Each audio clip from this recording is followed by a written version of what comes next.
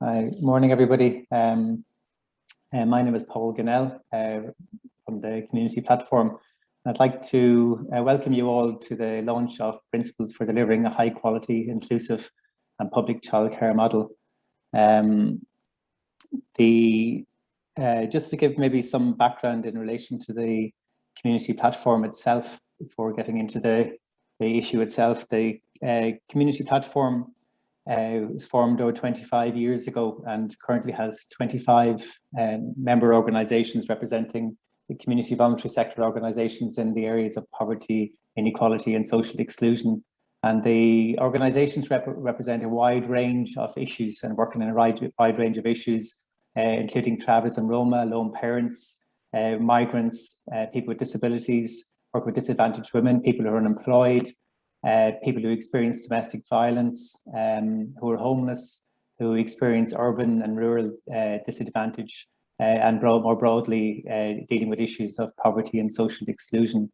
The platform is one of the 17 members of the community and voluntary pillar. And over the years, we've tackled a wide range of issues, including some time ago in relation to taxation, also engaging around times of election, budget and so on. And then specifically, more recently, in relation to issues around social dialogue, just recovery and health, right to health. So when we were discussing the issue of childcare earlier this year, a lot of members felt that it was a key issue in relation to addressing poverty and social exclusion. So that's why we've worked towards the development and publication of these principles. So just as we go along through I'm going to hand over in a moment to Mary Roach to introduce the principles herself and on behalf of the platform. But just to give you a broad outline of the program, a quick outline of the program, that after Mary's introduced the principles, we'll have 3 people representing different perspectives who are going to give their own perspective on the importance of a public childcare model, importance of childcare from their perspectives. And then we're going to give you the opportunity to comment as well. So as we go along, you'll have a chance, if you want to just make comments in the chat, any comments or questions, you can put them in the chat as we go along. And so we'll come back to those after we've had the initial kind of panel speaking. And then we're going to move into the panel of responses from people representing the National Women's Council, who's a Community Platform member, Irish Congress of Trade Unions, and then political parties. So they'll have a few minutes to speak, and then there'll be a discussion with those, and then we'll be opening it up again for your questions and comments. So it's important that you put those in the chat. Also, we're encouraging people to engage as well, so to speak on screen and so on. So if you have comments and questions and so on, you'll be able to pose them directly on the screen. So at this stage, I'll hand over straight to Mary Roach to present the principles to you all.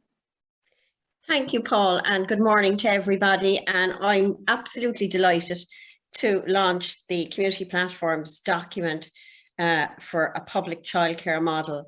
Paul has done the introduction to the history, if you like, of the platform. And in terms of today's document and the launch, childcare was a huge concern for all members of the platform. And we advocate as a platform for a just recovery, for progressive change in the role of the state in the provision of childcare. We feel that this is particularly important and pertinent now as a result of the lessons learned during the COVID-19 pandemic. During the pandemic, we saw the important role of the state in terms of the provision of key public services, and particularly, and I stress this, in ensuring universal access. So the principles of the platform model for a public childcare is the #1 principle, and I want to again stress this is the key principle, is that any model must be child-centered. In other words, it has to have children at its heart and at its core, and their needs must be at the center of any model. And this must be reflected in policy and in practice. And if I could just linger for a moment on this number one principle, so often when there's discussions around childcare, it goes into other areas which are important, and I'll come to later, around gender equality, labour activation and everything. But I guess I want to stress at the outset that that principle number one of that a public, universally accessible model of childcare in and of itself has merit in and of itself, because it's based around children and around giving children an opportunity and a chance, life chances at the very earliest stage of their lives. So that's the first key principle. And of course, linked into that principle is also is that if you support children, you support families. So that principle number one, child-centered model, is of critical importance. Principle number two is that the platform is fundamentally of the view that only the state can deliver on a proper quality, universal, accessible model of childcare. And that we believe also that not only can the state deliver on it, it's the responsibility of the state to deliver on this. And that what you need is a publicly funded, not-for-profit model of childcare. The third principle then is around investment. This costs money. And, you know, at the platform, we do not have our head in the clouds. We know this will require huge state investment, but we believe that it's absolutely doable. We also believe Ireland, the Irish state, the government, to invest in childcare, it needs to spend more money. As it currently stands, Ireland spends one of the lowest amounts, at 0.3% of national income, on childcare. The EU average is 0.7%. However, you could go further and be, you know, if you wanted to be really imaginative, UNICEF recommend 1% of national income be spent on childcare. The fourth principle talks about quality, inclusion and accessibility. These have to be at the heart of the model to ensure universal access and to ensure that your model of public childcare meets the needs of all children. The fifth key principle is equality. It's equality. So, the fifth principle, if you like, is linked to the first principle of children being center stage.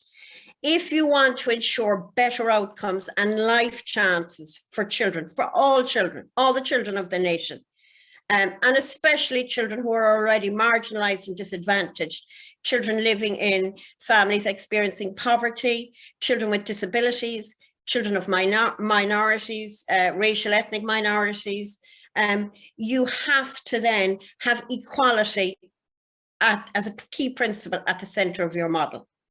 And again, coming back to it, and I really want to drive this home, if you like, that childcare should be seen, and a national public model of childcare should be seen as a critical tool of the state to intervene in disadvantage and to, if you like, reproduce and create the next generation of people that have a basis in social equity and injustice, and that they understand the importance of universal public services.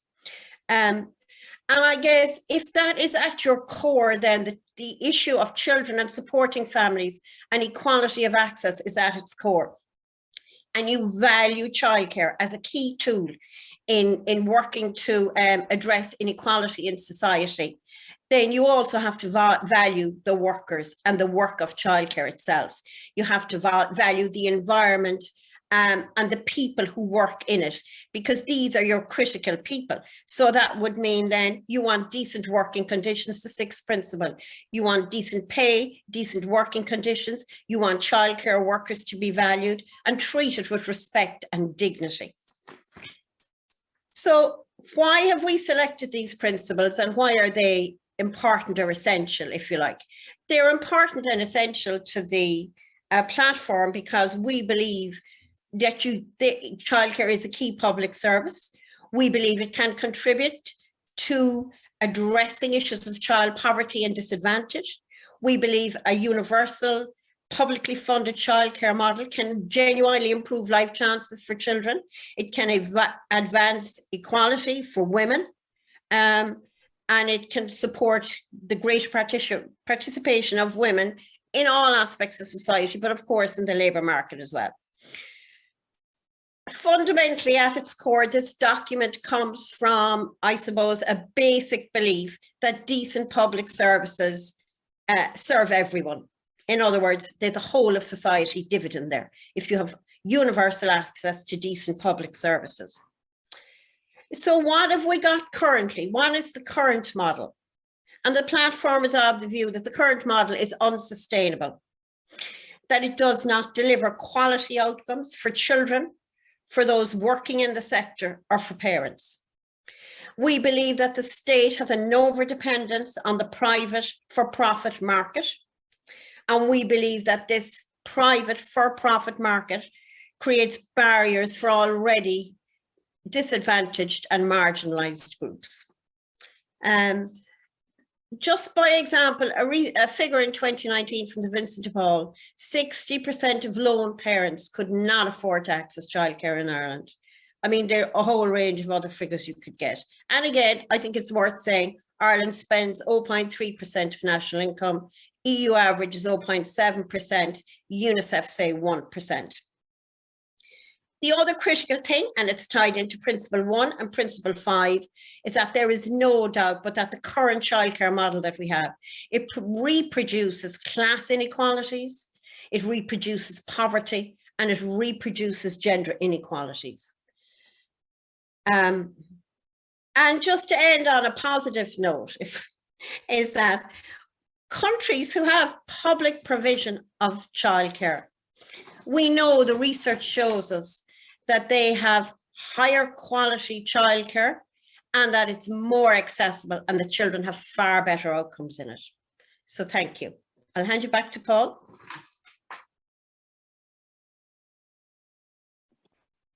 Thank you very much, Mary. Very clear presentation of our principles for a public childcare model. So I'm going to move on then to our first panel, just to three perspectives on our public childcare model or on the current model from their own experience and their own backgrounds. The first person I'm going to ask to speak is Bronagh Ní Chofig from the South Inner City Community Development Association, who's going to provide perspective from a community provider perspective. Thank you. Bronagh. Thank you, Paul. Good morning, everyone. My name is Bronagh Ní Chofig and I am the CEO of the South Inner City Community Development Association, based in the Liberties in Dublin 8. We have 4 after schools serving about 100 children across the local area. SICTA, we're also part of the Dublin 8 After School Alliance, working with other local community providers in the area, representing about 500 children in community providers to advocate under Budget 2022. Community after schools provide a safe, consistent, welcoming space where children get help to do their homework, socialise with peers and have a hot meal. The rights of children to play, develop and reach their potential is fundamental to the core of this work. After schools are not childcare in and of themselves, though they provide that service. They're more focused on educational support and fundamentally really are an equality measure aimed at reducing the gap of educational disadvantage. The children attending our community after school services are growing up in communities where there are cycles of intergenerational poverty, educational disadvantage and social exclusion. Some are homeless, some live in cramped conditions, which makes it really difficult or impossible to do their homework, and there is a lack of space to play. Many children come from parents who are non-nationals themselves, who don't speak English and absolutely don't speak Irish at home. So getting assistance with their homework in a safe environment is absolutely critical. Their situations at home may be further compounded by issues relating to addiction within families, people living with disabilities, single parent families, and a lot of children at risk of early school leaving.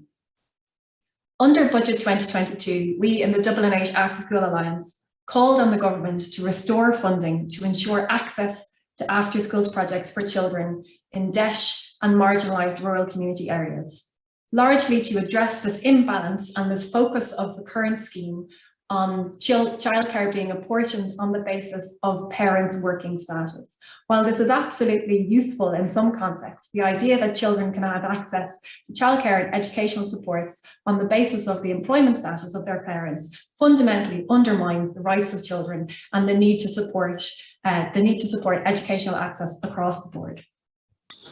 In response, the budget increased hours available to children whose parents do not work at a rate of 50 cents an hour, and they extended the emergency wage response. We need to put what has happened in Budget 2022 in context. As Mary has outlined, UNICEF recommends that we spend about 1% of GDP on childcare. The 0.3% estimate of what Ireland spends is actually pretty generous. If we look under the European Commission's latest autumn forecast for Ireland for GDP, at the moment, we're spending just under 0.2% of GDP on childcare and early year services. Under Budget 2022, we know that the budget for early learning and childcare has increased from 638 million to 716 million. So that's a 12% increase. But again, let's put that into context. That is still less than 0.2% of what our GDP. Under the First Five strategy, the government have committed to increasing funding up to 1 billion for childcare services by 2028. Under best case scenario GDP projections, that puts our spending in Ireland on early year services and childcare at just under 0.2%. We are still way behind the 1% recommendation of UNICEF and absolutely behind our peers across Europe. At the moment, under the generous assumption that it's 0.3%, we just rank above Turkey, Cyprus, Romania, and the US. In terms of next steps, we know that this shortfall is being placed This burden of the shortfall is being placed on the people who are most at risk. With a 50 cent an hour provision for childcare and €15 an hour costing for just staff costs, at the most we have €6 an hour income for €15 an hour cost under the basis of having a staff to child ratio of 12 children to one staff member, which means that there is a hour by hour loss of €9 to provide community level services in marginalised areas for children of non-working parents.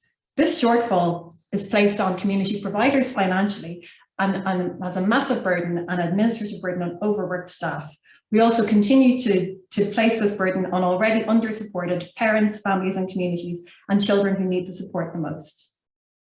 In the immediate short term, there are massive risks in terms of stress, educational disadvantage, and community providers having to make massive strategic trade-offs in terms of business sustainability and financial decisions. In the long term, as Mary has outlined, we know that the risks to not investing in childcare are fundamental both for the country now and in the future. We know that statistics show that children and young people in debt and marginalised areas only account for 4% of entrance to higher education.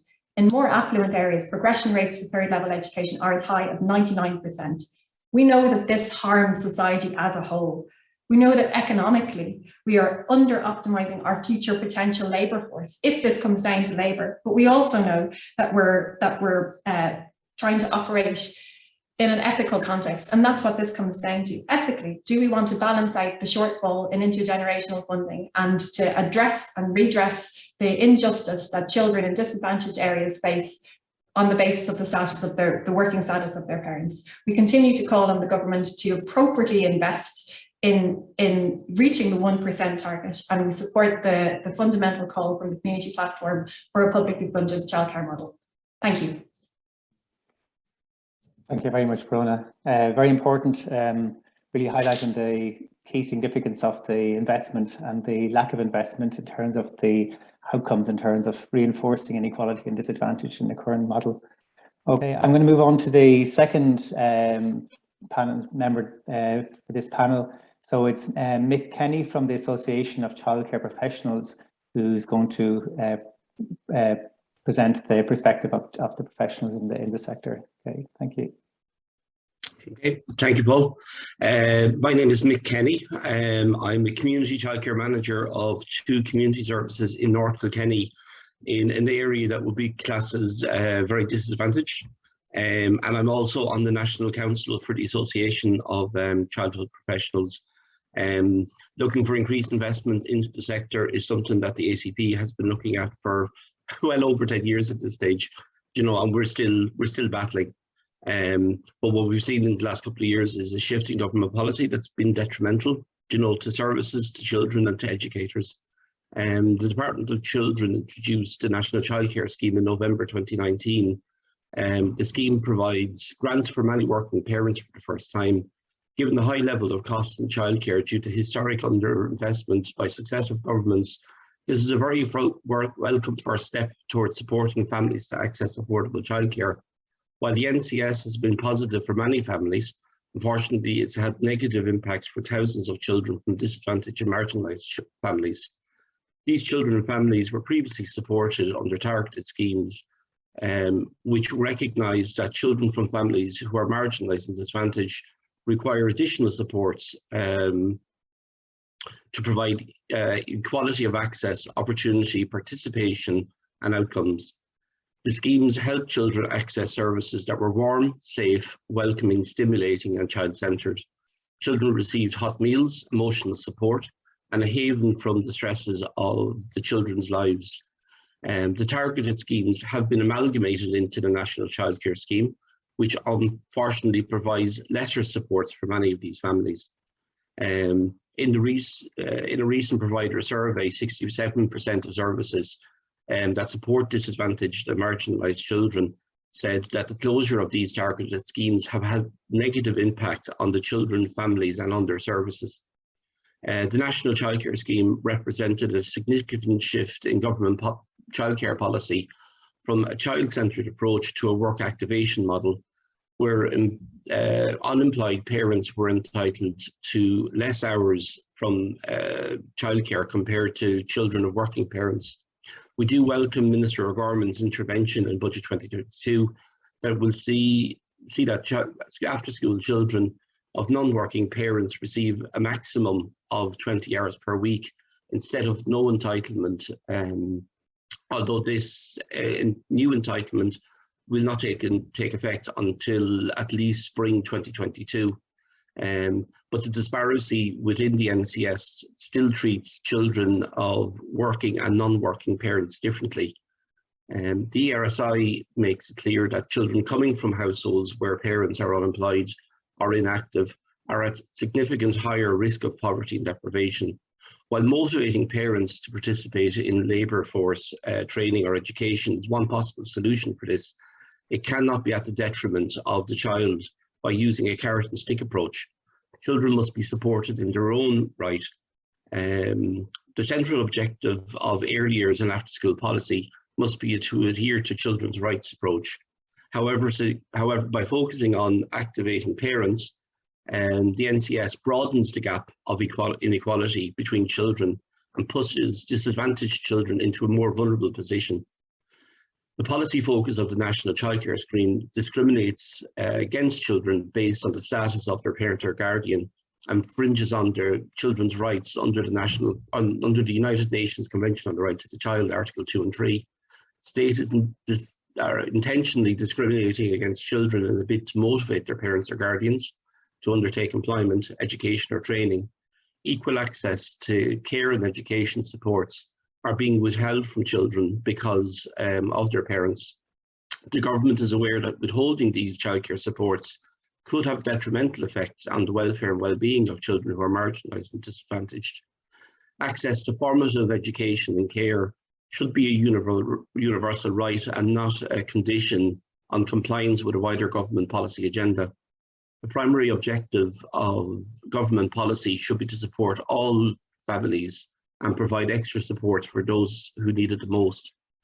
Children should not be used as pawns in a wider government policy that pushes them into a more vulnerable position, nor should we wait until a family is in crisis before we offer enhanced supports through the sponsorship model, similar to those enjoyed by children of parents who are working or training or in education. Currently, the government policy has had a detrimental impact on services and educators also, and decades of chronic underfunding in our profession has seen government policies get creative in stretching inadequate funding further, leading to higher fees for parents, poverty level wages for educators, and leading to a current staffing crisis and sustainability issues for services. We can track this shift in government policy back to the policy paper on the development of a new single affordable childcare scheme in October 2016. This is the foundation for our current national childcare scheme. It proposed services charge an hourly fee to be subsidised by an hourly grant under the national childcare scheme. But in order to remain sustainable, services need to budget for the service we provide and the unit cost. This new model looks to undercut the unit cost of the service that we provide. Staffing represents the highest cost in providing our service. The white paper suggests that services may be able to use staff more flexibly, reducing staff numbers at times of reduced demand, whether it be by the day, by the week, or by the year, to balance our budgets. The premise of the National Childcare Scheme is fundamentally flawed, as it ignores the fact that services need to budget for the set costs, including staffing, meals, and wraparound supports for the children and families to provide quality, consistent, sustainable services. The truth is, educators have been subsidising early years and after schools for decades by virtue of our low wages. Due to the absence of capital investment, many providers for years have been taking out loans and mortgages to provide quality services. But due to the underfunding, we've been struggling with sustainability issues. The profession has been warning the department and the government about the worsening crisis, but we've been ignored, and now many services, both community and private, find themselves beyond breaking point. In recent years, we've seen an increase in the corporate style chains expanding into Ireland. Some run by investment firms whose primary purpose is profiteering. Many smaller private and community homegrown style services don't have the resources to compete and to keep up with the growing bureaucracy coming from our government. While we see corporate style models thrive and expand, many traditional services struggle and close. We need the demarketisation of the sector, where core funding such as staffing, food, insurance is funded by the government, ensuring sustainability for services, professional wages, and a cost saving can be passed on to families. This concept isn't new to Ireland. Community services were funded like this in the 1990s, when government policy was aspirational about providing a world-class system for children. But lack of investment and years of exploitive government policy has landed us in the situation where we find ourselves today. ACP recently carried out a provider survey regarding the current funding model. 79% of services said that the link between funding and attendance rules impacts on the sustainability of their services. 66% of families or services experienced a financial loss because the NCS can't be backdated to when a child started, unlike all previous schemes. 61% of families or services experienced financial loss because a chick expired or was cancelled and state funding was lost to the child. In 2020, 23,868 chicks expired, and so far 25,425 chicks have expired from January to September 2021. 46% of services said the NCS has caused conflict between parents and their services due to the funding rules, as parents cannot understand why it's costing more if they choose to pick their child up early from services. 35% of services said parents are leaving their children unnecessarily longer to avail of more subsidised hours in the National Childcare Scheme. And just 4% of services feel that the NCS is child-centred. Just 3% of services said the National Childcare Scheme has helped increase the quality of their services, and 63% of services have said the NCS is not fit for purpose as it stands, and of these, 78% feel that the NCS should be replaced with a new model. Early years and after schools is much more about work activation. It's about children's well-being and happiness, supports for families, children's rights, reducing poverty, social justice, and giving the children best start in life. We're at a crossroads in Ireland where we need to look at look at whether we want to continue with a broken, not for fit purpose system, or start with a blank slate and reimagine a collaborative approach about how it should be done properly, ensuring children's rights are respected, children's well-being and development is at the heart of the system. We also need to support and remunerate professional workforce and ensure sustainability and quality services. It's great to see so many groups and individuals here today to look at early years and after schools and how it should be provided in Ireland. It's our generation's responsibility to ensure that the next generation's needs are met and all children have the best start in life. Thank you very much. Thank you very much, Mick. You covered quite a lot of points there, important points there. I think one of the key ones was children's rights, putting children's rights at the centre of the model of delivery, which is not really central in the current model. Okay, we're just going to go on to the third member of this panel. It's Vicky Wall from Waterford Women's Centre, who is going to present a parent's perspective. Morning, everyone. Thanks for having me at this discussion this morning. My name is Vicky Wall, as Paul said, and I am a parent to a 2-year-old toddler who currently attends the Waterford Women's Centre childcare service. This service is a community-based childcare centre, and in my experience of seeking out childcare for my daughter, community-based childcare was the only way to go for me. It was the best option. As a single mother, finances are limited, times are limited, as is other resources. I didn't have access to family support for me to go back to work or education at the time. And as a participant of the Waterford Women's Centre's services, I became aware that they had a childcare service, which is located in the same building. It's downstairs, it's a separate gate. And I started the process of the application. So when I went to the childcare centre manager, I was greeted with openness, warmth and trust. I felt nothing short of amazing throughout the whole process. I was invited into the service for a look around to meet the staff, see the facilities. I was treated warmly with respect and equality. There was no judgment of my circumstances or where I was coming from or the fact that I was a single mother to a toddler. I was informed that they take a holistic approach, that all their policies are up to date and are available for me to view at any time. They're always ready for inspection from any government body that needs to monitor these childcare community centres. I really felt informed as to how the centre worked and the importance of it being community based, and the fact that I was using the services upstairs and was able to be so close to my daughter downstairs was of huge importance. All of these factors contributed to an instant trust I felt in the service and in all of the staff there, and they made my experience completely wonderful, and I felt complete transparency. Nothing was hidden, nothing was hidden away. I could ask any questions and they were all answered. All of this contributed to me wanting to start the application process for my daughter. So I was told that sometimes the bigger kids mix with the smaller kids in the playground to encourage involvement and develop interpersonal skills. And as a single parent to an only child, that was really important because Alice doesn't get much interaction with other children. And it was one of the key reasons, again, why I went for this service. Don't mind me now. I was informed that there is a voluntary management committee which oversees the child-centred service. They do take a holistic approach to childcare and are advocates of parental involvement and inclusion and equality. All parents can go to the centre on prior arrangement at any time. We can drop in, say hi, check on things, see how the kids are. And this was very important to me as I'm very involved in the community myself, and community involvement is something I want my daughter to learn going forward, even though she is only 2. I think it's important we focus important on community development in kids as early as we can, especially in the childcare world.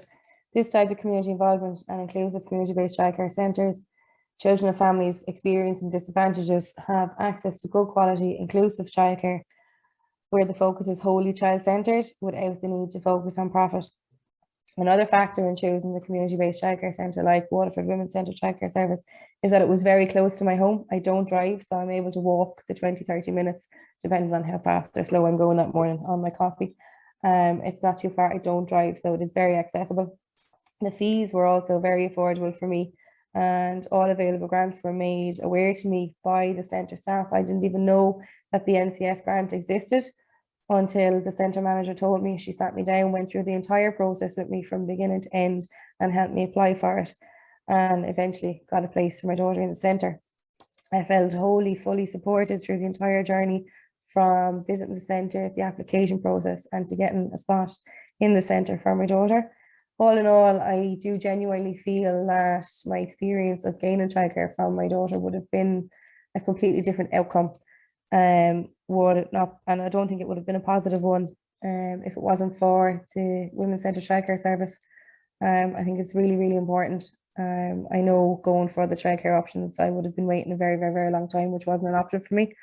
But yeah, I think that there's definitely a need for more focus on community child-centred centres like the one that Alice is in, the Waterford Women's Centre. So thank you for listening to me today. I do look forward to the continuation of, and hopefully an increase in funding for more community centres in Ireland, which will enable parents like myself and Alice to get the same opportunities, care, love and support that I did from this service. So thank you very much. Thank you very much, Vicky.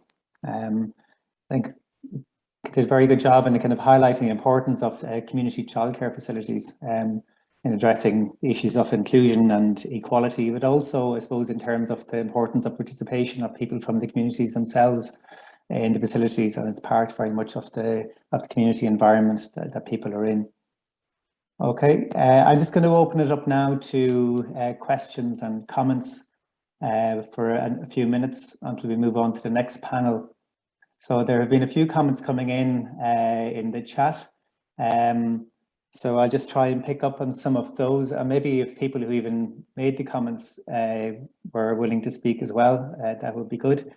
There was one in relation to, I suppose, language that Marlene made, and was reinforced by somebody else as well, in relation to the language of worker, of childcare, of talking about early childhood care and education and so on. And this is actually something, the language of that is something which we did talk about and did address when we were looking at the paper. So, you know, it's not something that childcare is not a term we chose easily, and Mary might want to come in on that as well. But I just wonder if Marlene wanted to speak in relation to that, or somebody else who raised that point. Thanks, Paul, and thanks, Mary, and to the speakers. I mean, I think what we're hearing is a real strong call, or what I'm hearing is a real strong call for community provision, and I absolutely endorse. I suppose, I think that language is really important, and maybe there, and obviously, Paul, from what you're saying there, you have your rationale for the language set that you have chosen. But I suppose, I think there's a real issue. We want coherence across early childhood profession and sector. And part of that is that if we use similar language across, it strengthens where we're coming from. I also think the language of worker, I'm a worker, we're all workers, but I do think the professional language is really important. And I think, you know, whether, and obviously it's not necessarily fully agreed within the sector, but whether it's what the language that we use, I think of education is fundamental. And in a way, the second speaker was Brona, I think, talked about, in a way, addressing educational disadvantage as one strand of community services. And I do think the notion of education needs to be named there, because education and care are their inseparable concepts. So I could go on the soapbox, Paul, needless to say, but I do think how we call the profession, how we name the profession, how we name those that work within the sector or the profession, it's really important because it gives out signals. Okay, thank you very much, Marlene. Rita Fagan from St. Michael's Estate, the Family Resource Centre, St. Michael's Estate, and part of our work as well as after schools on a crash. It takes place within the community development, and we're a long time a project. And as you know, through community development, it's the needs that's addressed. So a lot of I'll be on the alliance with Brona there, and I support everything she said. But the thing is that like we have to deal with the present at the moment, because the present is in a little while sooner we will not be able to survive, because children coming into those spaces who live in very chronic, live in places that people are being evicted out of, in flats that have real damp issues, that the drugs issues are very large, and where they get their little heaven is as they come, they ensure that they have a meal, that they have somebody to listen to them, that they can play, that they can learn, that they can stay in the classroom. And it's just a 50 cents a child is an insult. And that whole piece around activation, and that when we know that families in these communities, they struggle to get up in the morning and to be linked into services and to be expected to go to work, when you know the other issues, the multi-dimensional issues that affect families that are at risk and children who are at risk, and children's rights have to come forth. And if we're talking about keeping children in the school system or during the early years, where you know that you're getting them before they get into the school system, that has to be protected. And in the future, yes, all them principles around university, but at the moment, it's urgent for all those childcare projects across Ireland that are in the real disadvantage to have desk schools. And there should be, if you're in a desk school and you come to a desk after school, you come to a desk crash, well then it should be realised that that area is a desk area, disadvantaged area, many, many challenges in it. And so I support anything that's gone, but at the moment, like, I just think it's an insult, 50 cents to a child or to a mother who's just trying to struggle, and that a child needs those services. They need that bit of food and they need love, because they get love in those services. That's all for me. Thanks very much, Rita. Well said. Just if people want to, we're going to just take a few more inputs now. But if people want to speak, just put your hand up in reactions. But just there's two people there now, so we'll take those before we go to the next panel. The first is Marion Quinn, and then somebody representing Kildine and Preschool. Thanks very much, Paul. Yeah, my name is Marion Quinn, and I'm involved in the Association of Childcare Professionals, and Mick is also involved in. And I suppose, I mean, I'm agreeing, in terms of what I hear today, and I think that it is great to kind of open this discussion, and that we really start having a clear discussion as a society in terms of what we want for our children, and how we're going to go about achieving that. I do think it needs to be noted that community provision, absolutely brilliant, and private provision, brilliant. You've got, I suppose we have to recognise the reality that both are required by policy, early years policy in Ireland, to operate as a business model in the market. And that's true of community services as well as private services. I would have worked for nearly 20 years in community and private services. I was in a community service at the time when staffing grants were removed from the services. And at the time, we were told that we need to be self-sustainable and be able to have turn a profit, so that we would be able to reinvest back into the business. And this was all the language that was used at the time in a community service. So I don't think we can, kind of look to one model as favouring the other model, considering that the policy in relation to early years has required both to operate within a market and both to operate within a business model. But I completely accept that we should be looking at moving towards a public model. And public model, we are in Ireland we don't have a greenfield site to work on. We've already got existing 4,500 services that, kind of some started up because there was no alternative, there was no state provision in terms of early years, and they provide really good services.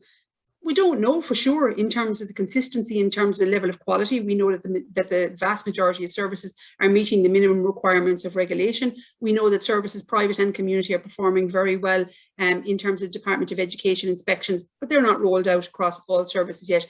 We don't have a measure of quality in Ireland. So to be saying that one, there's as they do in many other countries, and it's something that we've talked about for a while, so that we would get a measure in relation to what's the baseline of quality. And I think that as part of a public model is something we would need to look at, so that we make sure that we continue to have increasingly higher quality for the children and for the families and the communities that the services are in. So when we do look at a public model, I think we have to be working with the service providers that exist. But absolutely, we have to address the problems that are continuing to make it unaffordable and inaccessible for families, that are making it that it's low paid work for the staff, and that has got significant sustainability issues for the providers, whether they are community providers or whatever the governance model, whether it's community providers or kind of public or private independent providers. There's a big difference between being sustainable in your service and being able to have overheads, then profiteering in a service, and we have to avoid that at all costs. Thank you. Okay.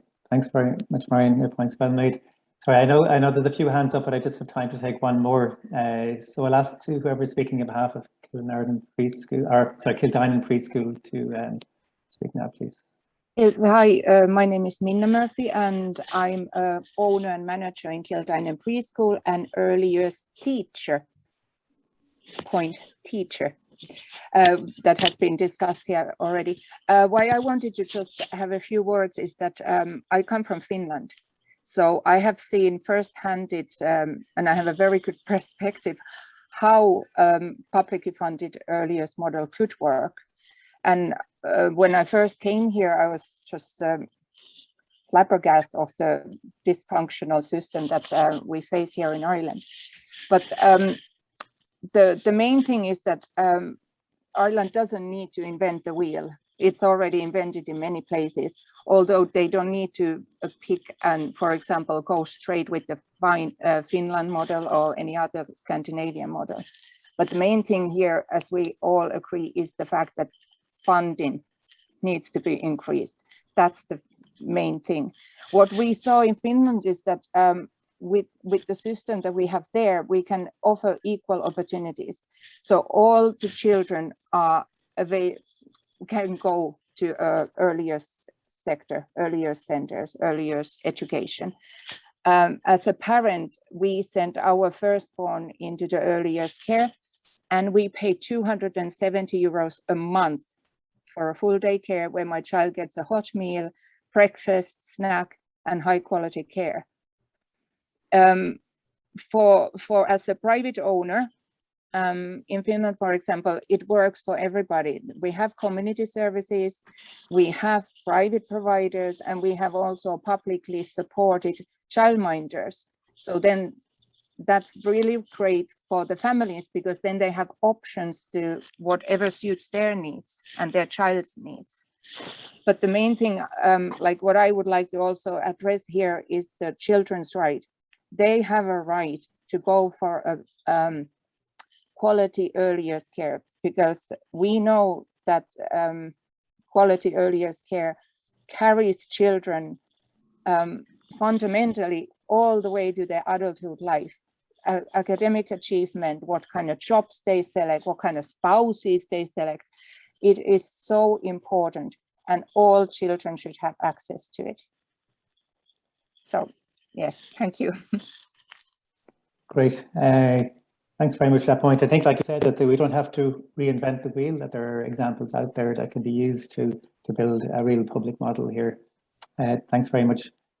And thanks, I know there are other people looking to speak as well, and there are other points as well in the chat, and I ask you to continue to put points in the chat that others can see as well.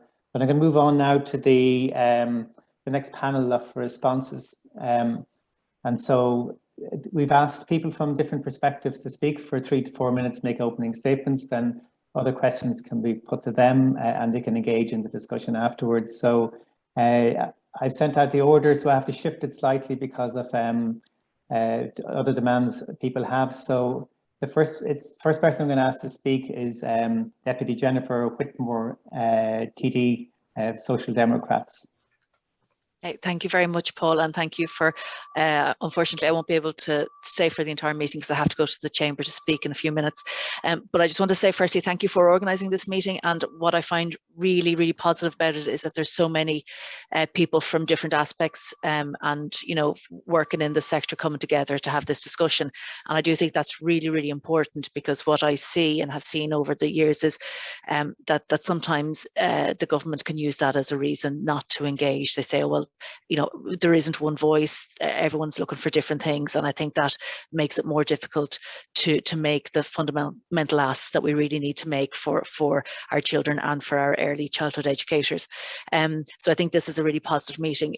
In regards to the presentation and your series of asks, look, I mean, as the Social Democrats, our policy is certainly universal and public service. It is fundamental, really, to the core of our party, and I think it is absolutely doable. I think Mary said, you know, that it should be doable. I think it is absolutely doable, because when we look at other countries such as Finland, they have actually done it, and the reason that it hasn't happened in Ireland is because there hasn't been the political will.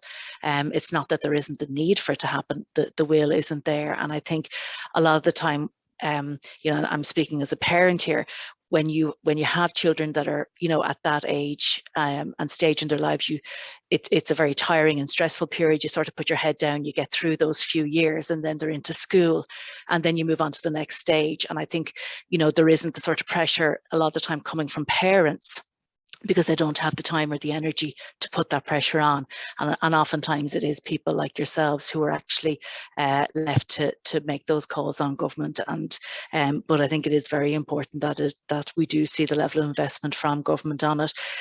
What we've seen to date as well is a lot of small incremental steps when really there's a serious need for reform and a serious need for investment, because the system that we have at the moment really doesn't work for anyone. You know, it's not fit for purpose. It doesn't meet the needs of families and parents, and oftentimes it doesn't meet the needs of the children, and it also doesn't meet the needs of the early educators. So there is a need to focus on it. So we would absolutely support the list of recommendations you have. I think key to that as well is the fact that, you know, your first port of call was that it needs to be child-centred, and a lot of time the systems that are set up are actually more bureaucratic, or there's administrative barriers put in place, and that's what people tend to focus on, is the form filling or the this, or, you know, and actually it's not child-centred because of the policies are directing it not to be as child-centred as it should be. So that was you know, I think a really important piece in what you've mentioned as well. So look, it is absolutely something that the Social Democrats would support, and we look forward to working with you. Unfortunately, I'll have to look back on the video to see what the discussions are and what the chats are, but obviously we you know, we will be continuing to put pressure on the government to ensure that the level of investment that is needed is actually put in place to meet the needs of those children and the providers and educators. So thank you very much. Thanks, Deputy. It's very important. Your support, the party's support for a public model is very important. As you say, political will is the key thing that's needed in terms of delivery. So I'm going to move on next to the next panel member. We'll move back to political party representatives later, but now I'm going to ask Orla O'Connor from the National Women's Council to speak for a few minutes. Thanks, Paul. And also, I think a huge, I suppose, welcome for the principles and from the campaign from the community platform, because I think this was really what's needed in terms of giving a real push around the call for public childcare. I mean, just maybe the first thing to say, because this is a critical issue for the National Women's Council, you know, at all of our events and in all of our work in the National Women's Council, women still cite childcare availability, cost as being the single biggest barrier in terms of their participation in all aspects of life. So this is, you know, repeatedly the concern. And I think, you know, rightly, and people, you know, have said it, and we've said this for a long time, you know, childcare is so important. It's important for society, it's important for children, and, you know, it's important for men and women, it's important for families. But the absence of public childcare has a much greater impact on women and the choices that they make. with regard to their lives. And we've seen that very clearly, for example, in looking at the poverty stats in relation to lone parents, where again, it's childcare is being repeatedly, cited as being the issue, and the decisions that are being made by so many women, whether it's to work in part-time, whether it's where they work, that those decisions are being made around their childcare concerns. So I think it is really important to say that, because rightly so, we're talking about the quality of the care, and that's so critical for children. But we also know that early years provision, out of school hours provision plays this much bigger role as well in terms of gender equality. And the countries that have done this really well, we can see it impacts on their progress around gender equality. Just the second thing really I want to say is that why we believe that the public piece of this is so important, and I think there's a few issues around that. I mean, one very clearly is we've been living with an early years sector where the demands have increased in terms of the quality, and yet the pay of the workforce, which is predominantly a female workforce, has stayed around minimum wage, living wage, and that is not acceptable. It cannot continue, and it's right that the government have it. Finally, they had to acknowledge it during COVID, and now we're seeing some advances for that in the budget, and also from what's been driven as well on the trade union side in terms of the SIP2 campaign. So that's a critical piece in terms of a public model. But so also is the issue of affordability, and all of the research. And I mean, there's so many of you here that I know have been working on this issue for so long and so many different campaigns. But all of the international research shows very clearly that if we're to have affordability and to have public access, to have universal access, then that needs to be done in a public model. And again, the international research and evidence shows that we need to talk about early years in the context, in the same way that we do about our primary education. And there are faults with our primary education, but we need to see it in the same vein, not this add-on support.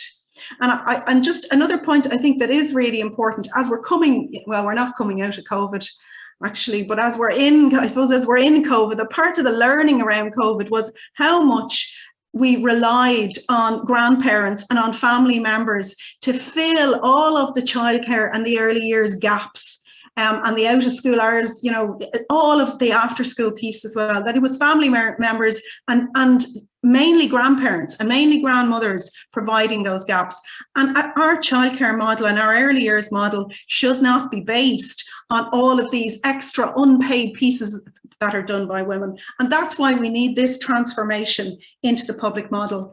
And I think as well, and I think it's very heartening, and I must say it's something I'm very optimistic about, that we've just seen the Citizens' Assembly, which voted by over 96% in support of a public model. And they looked at a lot of the evidence. They heard a lot of presentations from various people within the childcare sector, and that's what they voted for, and that's what they wanted. So I think there really is a public moment in terms of the time now to be calling for public childcare. And that's why I really do welcome this, and I think it's really important.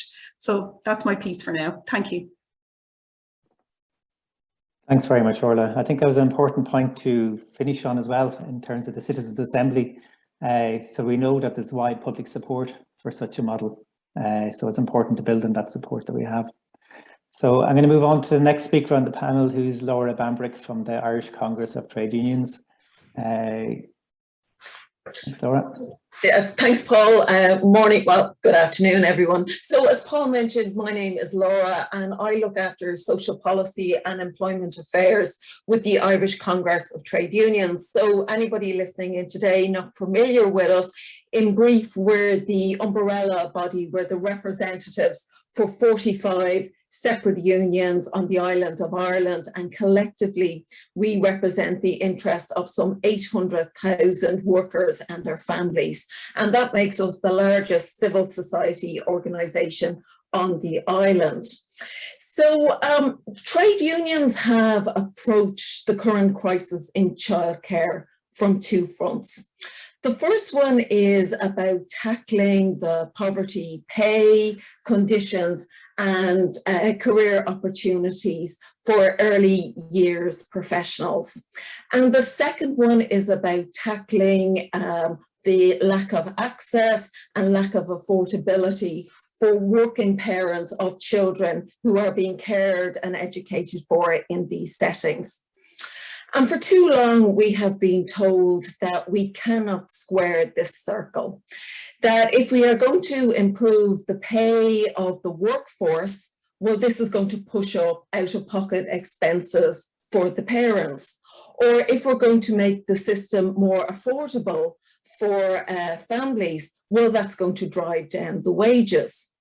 Well, what we are seeing in the current system, one that's heavily dependent on private for-profit delivery, is that both groups are losing out. We have poverty wages and we have some of the highest fees in the rich developed economies. And this has to change. And now that's been well documented and very well spoken about in the speakers that have spoken before me.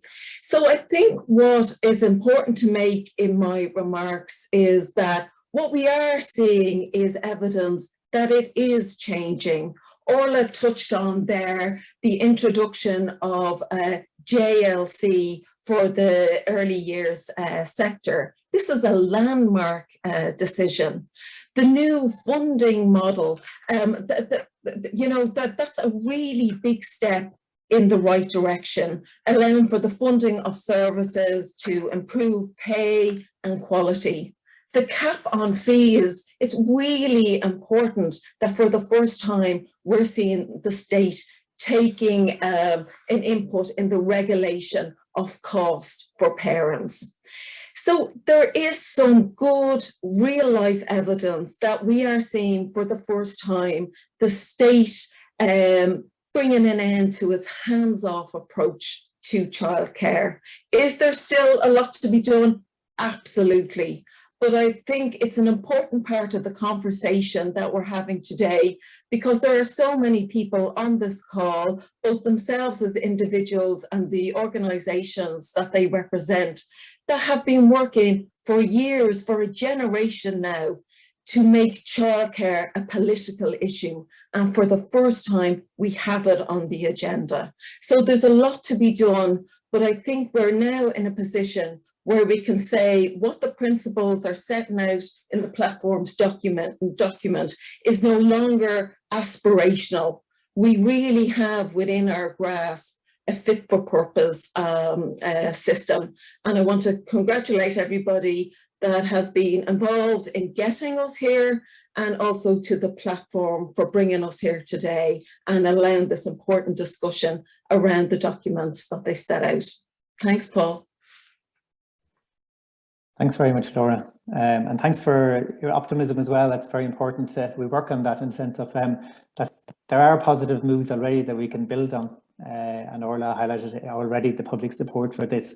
So we can move forward in a kind of more positive way, that we were actually on the road towards a public workable system. Next, I'd like to call on Deputy Ivana Bacik, TD for Labour, just to make her opening statement. Well, thank you very much, Paul, for the invitation to speak this afternoon, or this morning. No, it is afternoon now. And just delighted to be here and to hear all the different perspectives. Really valuable to hear from so many individuals already on their perspectives on childcare, and great to see these proposals for a public childcare scheme, long overdue. And it's very positive to hear Laura's optimism about where we are at. And I think Laura is absolutely right. There is real momentum now for serious and radical change in the childcare system. And we're all learning from Finland and from other European models as well. So speaking for Labour as our childcare spokesperson, we have been calling for a long time now for the introduction of a public universal childcare scheme. I have called personally for what I've described as a Donna O'Malley moment for childcare, and you know, everyone here will be aware, even if we don't remember personally, that back in 1966, 55 years ago now, the then Minister for Education, Donna O'Malley, introduced free secondary education for all children, and it was seen then as a very radical move to guarantee a secondary place for all children, and a free one from the state. And yet now that we accept that as an absolute given, it's a right of all children, of course, and it also has contributed massively to the development of Ireland as an economy and a society since then, over the decades since. So we need the same moment to occur for childcare. We've heard the Finland experience. I've just spoken with colleagues in Berlin, in Germany, who tell me a very similar story about childcare provision there. It's a right of every child to a free childcare place, run locally, community level, but funded by the state, just as our schools are here in Ireland. So we know how to do this, and there is a momentum at the Citizens' Assembly, as Orla has mentioned. What we need to ensure now is that there is a political push put on and pressure put on the government, and we're certainly doing it from opposition, to ensure that this new model of childcare is rolled out. I see people saying there's no such thing as free education. Well, there's a constitutional right to education, and you know, certainly we need to keep pressing to ensure that it is genuinely free and accessible to all. What I'm hearing currently in Dublin Bay South, and I know it's mirrored across the country, is that childcare is in crisis, that we have a lack of vision for childcare currently, that we have the highest reliance on private provision in the OECD. It's a piecemeal sector. Parents can't find childcare places, and when they do, they're unaffordable. The norm in my constituency here in Dublin is €1,000 a month per child. Indeed, it's what I used to pay myself when my kids were smaller. But we're failing not only parents, but also staff, the professionals in the sector. And we know from SIP2's Big Start campaign and the New Deal for Early Years Coalition about low rates of pay for professionals and about high levels of dissatisfaction, frustration and burnout. So that has to change. The JLO is a great is certainly a very positive step forward, as is the government's announcement that they will put a cap on childcare fees, albeit that's not going to come into effect until the end of next year, apparently, when we see the new model coming out. But the point is, we're failing parents, we're failing staff, we're failing providers who are telling me they can't keep the creches open currently in current conditions. And of course, we're failing our children, and most importantly of all. So what we need to do, and what we in Labour have pushed for, is an equal early years campaign to ensure that all children are treated equally, that all children have an equal right to access a place in a childcare scheme, and that the state guarantees that access, albeit that we see childcare continue to be provided at a community level with local buy-in, but with state-funded supports for all. So Paul, I suppose I'm sure that's used up my time allocation. Happy to stay on and answer any questions. Gurmagwe. Thanks very much, Deputy. Yeah, very important in the sense the equal right you mentioned at the end to access is guaranteed within the model that we have. That's crucial. So next I'm going to move on to Deputy Richard Boyd Barrett from People Before Profit. I just don't see him in the participants list. I'm just wondering if there's a representative. I'm here to replace him. I thought he would have been here. Yeah, sorry, I'm a second choice, but I'm here to replace him because he's at committee on the Marine Planning Bill or something else that he can't come today. So that's okay. Yeah. Absolutely perfect. Yeah. Thanks very much, and thanks for like everybody has said, this is a really important discussion and a really important document that you've launched. I think it was so well done. When I was reading it yesterday, I was very impressed. I just want to start by telling a story. When I was first elected in 2016, shortly after that, there was a national childcare protest about the provision of childcare, the wages of workers, and mostly about the subsidies and the supports that were being given to childcare providers. And I attended it, and along with a lot of people before profit members, we gave out a short leaflet which basically summarised our childcare policy, which at its heart has the provision to move to a model of childcare being free at the point of use and a publicly funded national childcare system. Obviously, the Scandinavian model is the one that's best quoted, and one I've seen at first hand because I moved to Sweden for a while after my sister got breast cancer to mind her two boys, and the creche was run, as has been said, by the local council. It was like little or no money for her to be part of it for 2 boys every week, and it was also not without its problems, because there were times when there was pickets and strikes on that childcare provider because the workers who worked for the commune were struggling for better pay and conditions. So it's not without its problems. And in those Scandinavian countries, there's a consistent push towards neoliberal models, more privatization. But having said that, when we gave out that leaflet, when I came back to the office, I had a barrage of very angry emails from the providers of childcare who own the businesses. And some of them were very large businesses and some of them were small. But they thought it was disgraceful that I would threaten their income, their business model, and that we people with for-profit would dare to suggest that something like this should be nationalised. So I think the policy here is something that I think most people agree with, but I don't think it's going to be without opposition from people who will put political pressure on other forces in Dáil Éireann to not to have this model, because it is the one we have is 99% for profit, subsidised private settings, and the EU average of subsidised private settings is 27%. So the move is very important that we make it, and I agree with all the points, and I won't go over what other people through personal experience and through their advocacy and their full-time work have argued here, but we totally agree with it, and we want to see that publicly funded childcare model. The point, however, I made back to these private providers in correspondence was that they should be part of the discourse and be incorporated into. It's not to be seen as a threat to private providers, but rather as a new model into which they can be incorporated and properly supported. And most importantly, that there's a universal provision for all our children and there's full access for everybody. We're an increasingly culturally and religiously diverse society that has to be looked after. Traveller children have to be looked after, children with special needs have to be looked after, and really only a publicly funded and publicly delivered model can do that in a fair and equitable way. And that's not saying that the private centres don't take that into account, some of them do. However, when we came out of COVID and restrictions were being lifted and childcare was reintroduced, I was then bombarded by users of some of these larger companies. I quote one of them here, Safari, who immediately put up their costs to parents by €200 per month for each child. And we kicked up a bit of a stink in the door. We raised it at topical issues and stuff, and they pulled back. I haven't heard from the parents since, and I don't know if they've attempted to push up the costs again. But all of us here know so many people. I recently met a young couple who I'm very friendly with. He's a mechanic, she's a nurse. She's returning to work now next week, having been on 6 months maternity leave. And her 2 girls, they're two and a couple of months old, the care for them would wipe out her entire wage. Her net wage would be completely wiped out. So that sort of thing just doesn't even only just have an impact on the family, on the children, it has an impact on wider society. It's depriving us of a fully trained nurse that we badly need. And she, of course, wants to go back to work. She doesn't want to stay at home all day minding the children.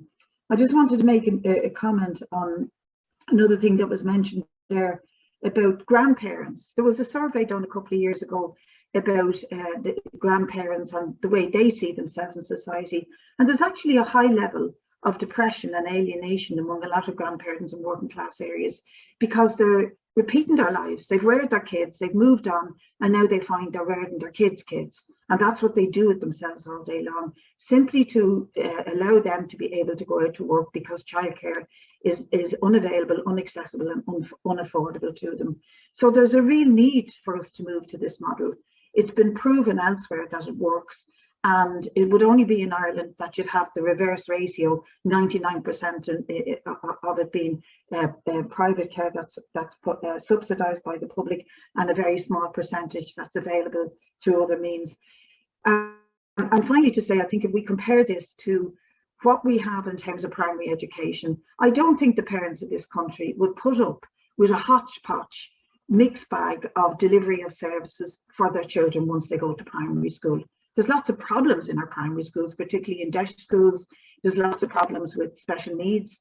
There's lots of problems with the class ratio to teachers to pupils.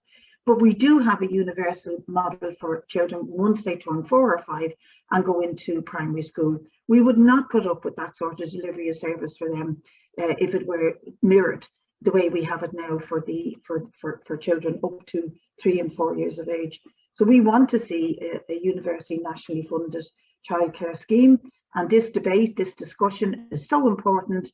And just to echo, I mean, having been through the Citizens' Assembly on climate, on reproductive rights, it's very clear that when citizens sit down together, hear the evidence and go through it, they're convinced of the need for massive improvement in how we deliver services. And that statistic of the high percentage, I think it was 96.7% of the Citizens' Assembly on gender equality that want to see, that recommend a move to a public model. I think that's a good place for us to start and to keep repeating. And yeah, I don't think there's anything else I particularly want to say, except that absolutely people with for-profit 1000% behind this notion and behind the presentation you've made. And thanks very much for having us along. Thanks very much, Deputy. I think you highlight some of the challenges of maybe moving from what's primarily a private model to a public model, but why it's so essential that we do so and why all the different stakeholders need to be engaged in that process. So thank you very much. So just going to move on to the final member of this panel, which is Deputy Kathleen Function, TD for Sinn Féin. You're very welcome, Deputy. Thanks very much. Firstly, just to say my connection has been absolutely terrible throughout this whole meeting, so unfortunately I haven't actually fully heard anybody's full contribution. I did just put that up in the chat earlier, just so people were aware. But that's rural broadband, I suppose, is a discussion for another day. Thanks very much for the invitation along to speak. It's an area that obviously I'm the party spokesperson on, but I would have had a keen interest in regardless. And commissions and then in some other policies that we've done, we've always advocated towards a universal publicly funded system. And I think it's important to say that that's not something that will happen overnight, that it does need, you need to take steps. And I suppose one of the steps that we would see would be by looking at the 3 key issues which are involved, which are the wages for the early years professionals in the sector and terms and conditions. I mean, the amount of people that I know, and I'm sure all of you on the call know too, that are still in a situation where they have to sign on for social welfare at various stages of the year, it's incredible really when you look at people who are qualified to degree level. That is one major issue in terms of we would like to see an introduction of a proper wage scale with recognition for those who are working in the sector. And I think that the staffing crisis that we see is down to the fact that for many people they just can't, no matter how much they might want to stay in this sector, it's just not feasible for them. And that is particularly for women who are potentially in single parent households who are trying to kind of manage everything by themselves, and it is extremely difficult. So the wages is a major issue. Also fees for those parents as well. It's another thing that we would like to see addressed. Our proposals were over 2 budgets to cut the fees by 2/3, and that would just be an initial step. And as I say, introduce a wage scale. But there's also the issue of providers that are really struggling, particularly with insurance costs. I think it was just before Christmas 2019, we saw that debate coming into sharp focus. It's an issue anyway, and has been every year, but it was particularly highlighted during that time. And there's other issues around, very small providers who are motivated by the right reasons, and yet they may be paying very high rates, but I've always called the sustainability issue. So they're the three key issues that need to be addressed, and that we would reference every year in our pre-budget submission. And we do believe we need to be moving towards a universally public funded model. And I think that some of the points that Mary made at the start around, you know, access to early years for children is key in terms of, you know, a child's development, in terms of helping people to come out of poverty, social inclusion, but also it really does affect women primarily. And there's some people get annoyed when you talk about it like that, but I just think that, first of all, the vast majority of people that are in the early years professionals are women, and in most households it falls to the woman in relation to organising childcare. And it can often be women that will find themselves having to take a significant time out of work, or maybe what I've seen and experienced, you know, just from people that you would know yourself, juggling kind of taking some parental leave, reducing your hours, and that all has a knock-on effect down the road as well. And particularly when you have you know, situations of like, you know, domestic violence or anything, issues that really do affect women more than they affect men. And the way, part of the way out of some of these is being able to actually access quality, affordable childcare. You know, so it's really important that we do something about it. I believe while it has gotten significantly worse, I think Mick Kenny made that point over the last number of years, and I always like the point that he references in relation to the NCS being more a labour activation model. I would agree with that. But one thing I think that has changed is in terms of public discourse and people talking about it, it is much higher on the agenda, and I think maybe that's one small benefit that came out of COVID in relation to this sector. That was good that we actually are talking about this, but it definitely comes down to political will, and to date there has not been the political will, I would believe. I know there's been some improvements, or not maybe improvements, I wouldn't possibly use that word, but there's been some steps and announcements. But I suppose I would have concerns about the new funding model. Is at the very early, it's going to be next September. It's reliant on, you know, the JLC talks being successful, which of course everybody hopes they are, but you know, I think there could be a lot more done in terms of actual direct state investments, and that's what I would like to see. I'm hoping I can stay on for a good bit of the discussion. I am conscious of time as well, but I will stay on for as long as I can. So if there's any questions, or if anyone wants to follow up anything afterwards or anything with me, that's no problem. So thanks very much. Thanks very much, Deputy. I think you highlighted a number of the issues that face different sectors involved in provision of childcare and accessing childcare, and particularly I think issues in relation to women's, the impact on women and women's role within the sector as well. And I think also, I think it's important that you finished on a positive note, in the sense that there is a strong public support for such a model. So that's something that we can definitely build on, has been highlighted by other members of the panel as well. So thanks to all the panel members for their contributions, and I think they've been very positive and very supportive across the different sectors and across political parties. So I think that's something that we can definitely see as a positive and moving forward from here and building such a public model. Just for we were due to finish at 1, but if people want to stay a little longer, maybe we can just roll a little past that. But just for the next part, we're going to open it up again for questions and comments and so on. You can see in the chat, if people have been following the chat, there's been a lively contribution and lively debate going on in the chat. But I'll ask if people want to speak at this stage, just to raise your hands in reactions, and then I'll take people one by one and see just how far as we can get with that. And then we'll wrap up. So just the first person I see is Sheila Garrity. So I'll ask Sheila to speak, please. Hi, thank you, Paul.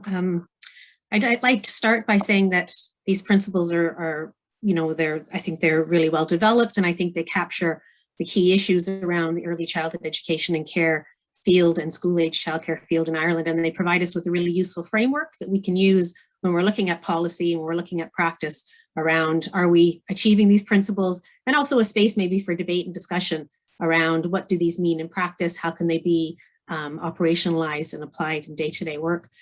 But I'd like to come back to the whole issue of gender and kind of building on what Kathleen was just speaking about and going back to what Marlene raised in the earlier chat. You know, early years is very much a gendered profession with respect to MIC and the 2% of men who work in the field.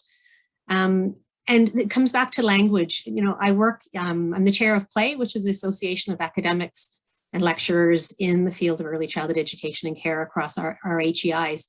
And we work for 4 years with our students to highlight the really important work that they're doing, the fundamental work that they provide to society in terms of working with children, building their resilience and their identity, supporting families, and being those real anchors in our communities. As post offices close and banks close, we have early years settings right across the country. And then they go out into the workforce where they're paid $10.50 an hour, $11.25 an hour. And you know, all that confidence that they've built up, all that self-efficacy that they have around that important role begins to fall away. And we see the, you know, the high turnover rate, we see the high exodus from the profession, people going into retail, people going to other states where they're recognized as professionals. So in this gathering here today, where we have, you know, upwards of 100 people who are really valuing early childhood education and care, we need to be using that language. Saying childcare is really devaluing the important work that's happening in this sector. And people here, these 100 people here today, who I know are, you know, would be supporting gender equity, but yet when we use that language, we're devaluing what the work is. And we need to be using the language so that broader society understands that this is a fundamental work, this is crucial to our children, our families, our communities, and our society. So I just really like to raise that issue. And Paul, you said that maybe we might have gone back to talking about why this document was developed using the word childcare.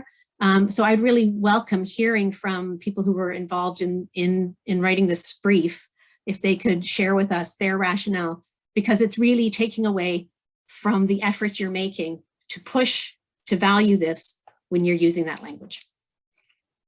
Thank you. Okay, thanks very much, Sheila. Yeah, so we actually saw it as an inclusive term in the discussion we had, but Mary might want to pick up that in the closing remarks in a moment. But thanks for that contribution. I think it's important to hear in relation to people involved in the sector and what the importance of language in relation to what we're saying and how we move forward. I'm going to move on next to Jane Tolan to comment next. I'll ask people just to keep the comments short, just so we can get as many as possible in. Thank you. Thank you, Paul. So I've put stuff in the chat already, but I thought I'd just highlight it as well. I'm representing a parents group, and we're a local activist group in Dublin 8 called Parents for Change.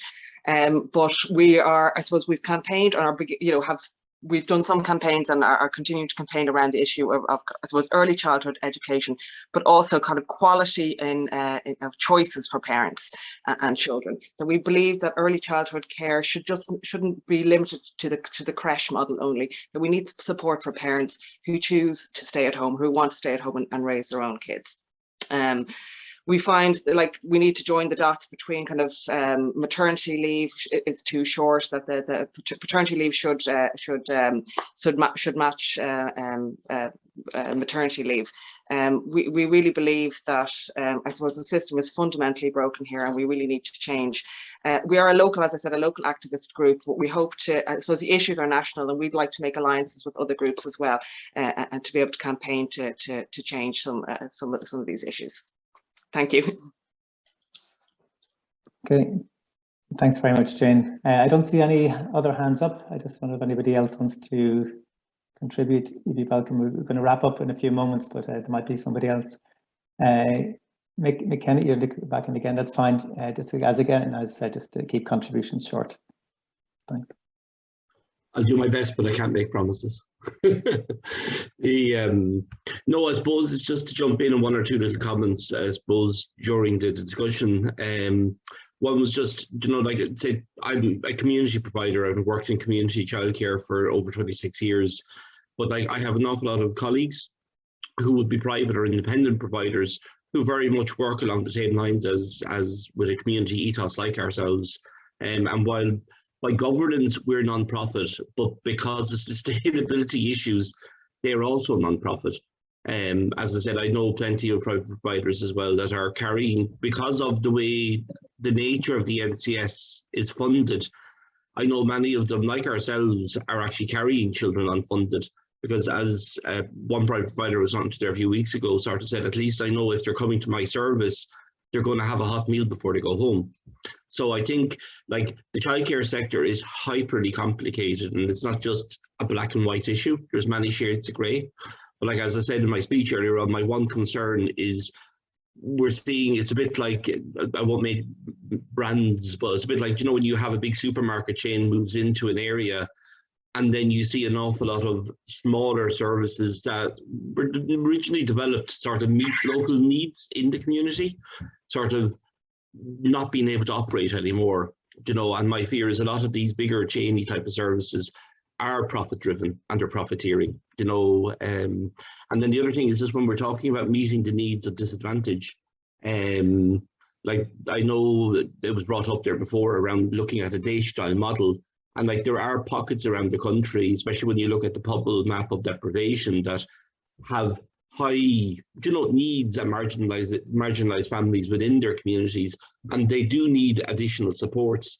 But I think we just need to be very, very careful to recognize that, like, poverty and child poverty and deprivation in Ireland is in every corner of our communities, whether you're classed as disadvantaged or, you know, a more affluent area.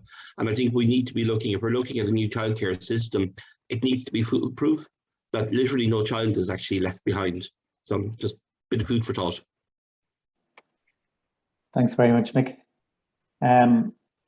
I don't see any more hands up, so at this point I'm just going to go straight to Mary Roach again from Truro, representing the Community Platform, who opened it by presenting the principles, just to make some remarks, and then we'll wrap it up. So thank you, Paul, and thanks to everyone for what's hopefully going to be the first discussion of many on this topic as we lobby together, all of us, hopefully, for changes.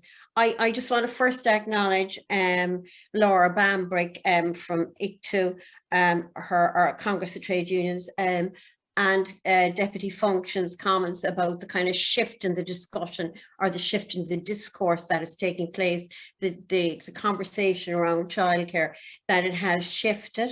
And to answer, I guess, address Sheila Garrishy's comment, I look hands up, Sheila, I accept it.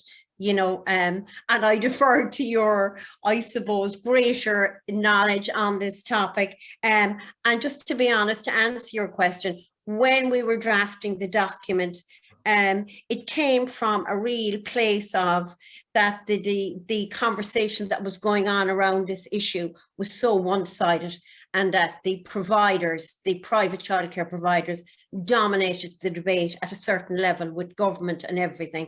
And it came from a kind of real concern around material inequalities. And I guess the focus on the language, which I now accept and we'll certainly use going forward, was secondary to that. Our thing was around just this huge inequality, and around, you know, children being really further embedded in kind of deep-rooted disadvantage and poverty. So, but certainly going forward, Sheila, it'll be, you know, you learn something from everything, and today was a learning process, definitely for me anyway, in terms of the language and how we talk about this. So thank you for that. So I guess just to go back to the beginning, I think I was really struck, and it sums it up, by Brona's description of cycles of disadvantage, of just this, you know, this cascading disadvantage, this reproduction of disadvantage, this intergenerational disadvantage that's being there. And I think her wonderful emphasis on the kind of the whole issue of ethics, and the thing of, you know, the injustice of, if we treat sections of our child population, and we think really that they're not of any value, because this is what the current model tells us, they're not of value, they're disposable, and their futures, we're not prepared as a state or society to invest in their futures. So I thought that was really critical. I also want to acknowledge Marion Quinn's description of that the entire system, be it community or private, is childcare. It's a business model, and that's where we are. And that's the reality of where we're at now. And I thought Mick's statement about children not being used as pawns. And if you go back to the beginning of the National Childcare Scheme, that to me was a political thing. It was to get votes from the middle classes. Fine Gael were investing in it, and this is what it was. And so it's about our children being used as pawns. And I think Marion also mentioned the question of the sustainability of the whole system, of the whole childcare system, and other people have mentioned it. And Deputy Smith, around the culture around it and the real strength of the private childcare providers in terms of lobbying government, huge thing. I want to acknowledge as well, I think Vicky's wonderfully rich, beautiful sketching out of what if you invest in communities. And I know communities can be a contested term of what it means, but she gave what a real positive sense of community can mean. And particularly if you invest in services locally for people, like she said, she could walk to her childcare centre, and just this wonderful sense of investing in communities and investing in families. I thought it was beautifully done. But I guess where I want to come in closing is I want to come to what Rita Fagan said, and I think it's fundamental when Rita spoke about the issue of survival and of children living, and I know Brona did, children living in insecure accommodation, in homeless accommodation, children living where there are substance abuse issues, and just that hugely, that this is the reality of for so many children now, and that the state puts a value of 50 cents on these children. And I guess why I think Rita's is so useful in helping me is that, you know, when I was thinking about how you end today, obviously what we want, what we all hope for is that, you know, we want that there will be a public childcare model, and that maybe in 3 years' time we'll have a new centre-left government that will deliver this model to us. So let's be honest and putting the cards on the table, and that we will get this childcare model that we want, and that, as Deputy Batchik said, it'll become normalised in society. It'll be like our primary school system.